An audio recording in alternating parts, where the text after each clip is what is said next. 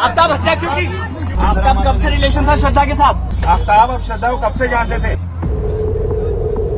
दिल्ली में हुए श्रद्धा murder case से सनसनी फैल गई है। उसके लिव इन पार्टनर ने 6 महीने पहले हत्या के बाद आरी से शव के कई टुकड़े कर दिए।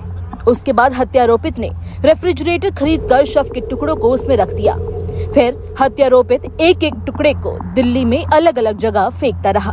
दिल्ली पुलिस ने कड़ी मशक्कत के बाद आरोपित को गिरफ्तार करने में सफलता पाई। आरोपित ने पूछताछ में हैरान कर देने वाले खुलासे किए।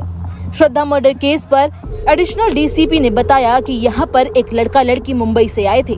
जब लड़की की उसके माता पिता से बहुत दिनों तक बात नहीं हो पाई तो उसके माता पिता ने उसकी रिपोर्ट लिखवाई, जहां उनको लड़की का आखिरी ज्ञात स्थान दिल्ली पता चला। आपको ये भी बता दें कि आरोपित आफ्ताब ने 2 हफ्ते की मुंबई में एक होटल में शेफ की ट्रेनिंग ली थी। उसे ट्रेनिंग के दौरान मांस काटने की प्रशिक्षण मिला था।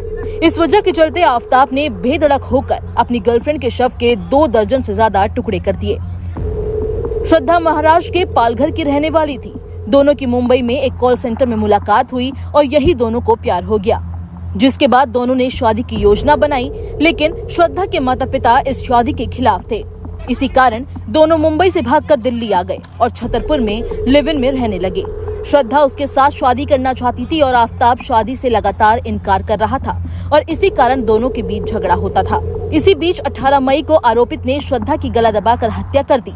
इसके बाद हत्या को छुपाने के लिए मृतका के शव को कई हिस्सों में काटकर रेफ्रिजरेटर में रख दिया। चूँकि लड़के ने शेफ की पढ़ाई की थी और उसे मीट वगैरह संरक्षित करके रखने के बारे में भी जानकारी थी, इसी के चलते उसने मृतका के शरीर को सुरक्षित करके रख लिया।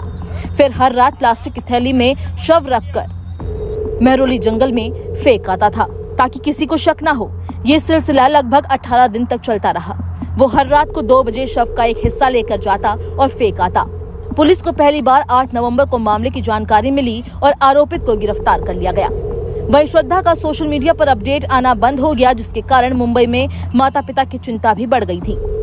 श्रद्धा के पिता दिल्ली पहुंचे और बेटी को तलाशने की हर कोशिश की, लेकिन कोई सुराग नहीं मिला।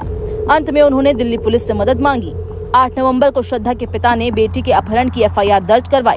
पुलिस को आफ्ताब के बारे में भी बताया। गुप्त सूचना के आधार पर आफ्ताब को पुलिस ने गिरफ्तार किया और पूछताछ में उसने सारा सच बता दिया।